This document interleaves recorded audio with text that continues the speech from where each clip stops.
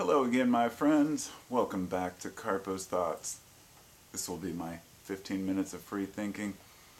And actually, no, I'm not sitting in front of a green screen. I'm sitting here by an actual fire. It's beautiful, isn't it? We've had this fire going for about 5 days, and I'm extremely grateful for it. I'm extremely grateful that we have wood, that we have a fireplace and a home, and this particular installation of Carpo's Thoughts, or Carpo's Corner, if you will, is going to be pertaining to, come here kitty, my cat's here with me, to gratitude. I figured she could join me for a moment. This is Callie. She's pretty cool. Having gratitude for everything that we have in our lives is probably one of the most valuable assets, one of the most valuable lessons that we can learn. And sometimes we tend to take things for granted, such as the cat's just being annoying, or the kids are being too loud, or I wish I had a bigger house, or a nicer car, or a better life, or a better job, whatever it might be. The reality is the grass is not always greener on the other side. We're constantly yearning for more. So before I go any further, I want to say it's gratitude, but not to the point where you let go of everything that you want. I don't believe in abandoning materialism completely, or just letting go of all desire. I understand letting go of attachment. But for example, we live in a day and age where there are many wonderful things that we can do out there. We can go out, various different sports, or surfing, we could go rock climbing, we can travel the world, we can do whatever we choose. If we can afford it, of course, but that's not the point. The point is not to abandon all the fun stuff that we want to do just because we want to live in some sort of because we feel like we don't deserve it or something. That's totally different than minimalism, and eventually I'll probably be one of those people. My wife and I will move out to a cabin and get rid of all of the worldly possessions, but for now I'm enjoying living this life and having gratitude for the things that I do have. And at the same time, I don't believe in that never covet your neighbor's goods. Because I was thinking about that before I made this, and I was like, well, actually, that's healthy. It fosters healthy motivation and competition.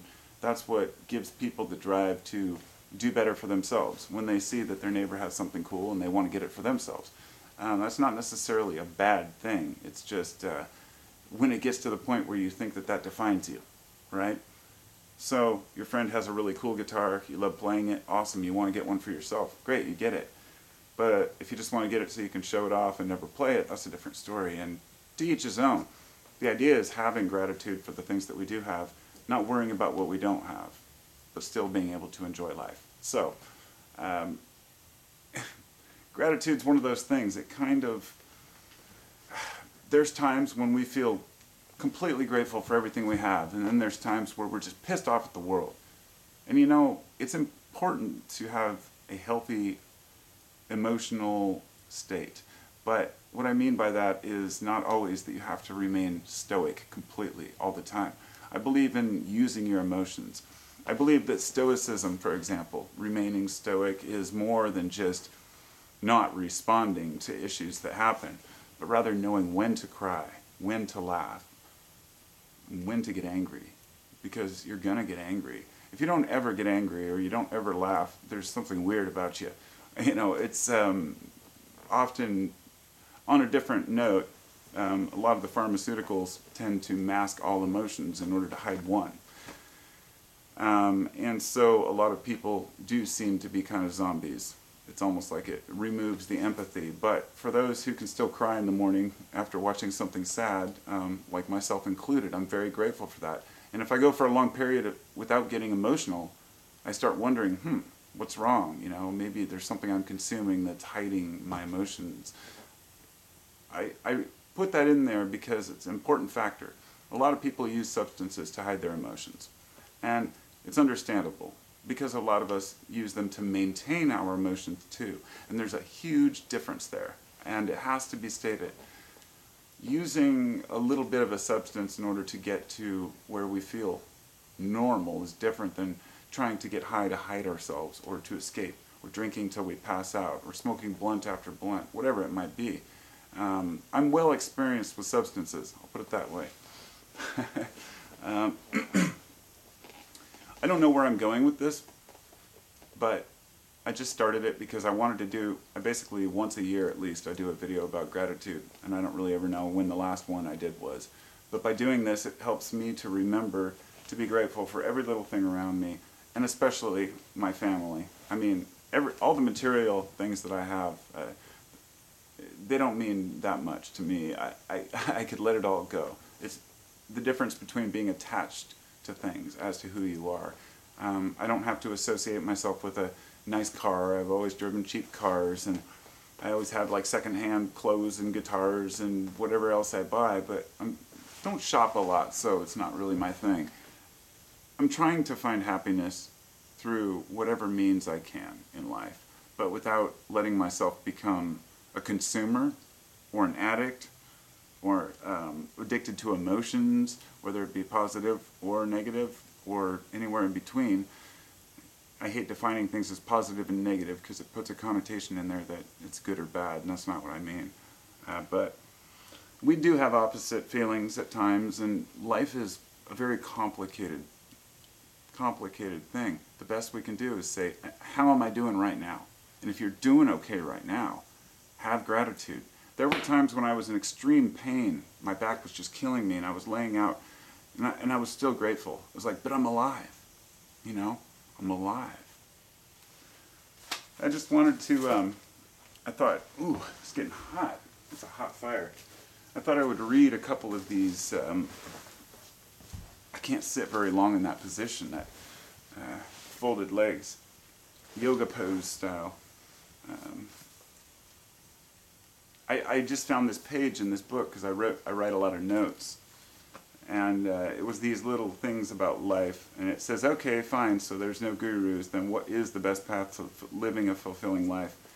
And this was when I started realizing that all the gurus are faulty in their own way, but many of them are correct in their own way, and that if you want to really understand the universe and the world, you have to take these old sayings, these basic bits of wisdom, put them all together, and this is what I came up with, was just a few pages of writing that I'd like to share.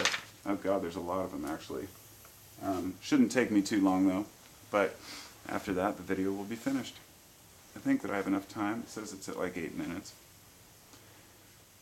The first, it says, be authentic in your feelings and observe how you react to situations. You will learn about yourself. Allow people into your life. Codependence is okay. We can help each other see ourselves more clearly and honestly. Accept who you are and realize we are all self-critical. Abandon the illusion that there are perfect people.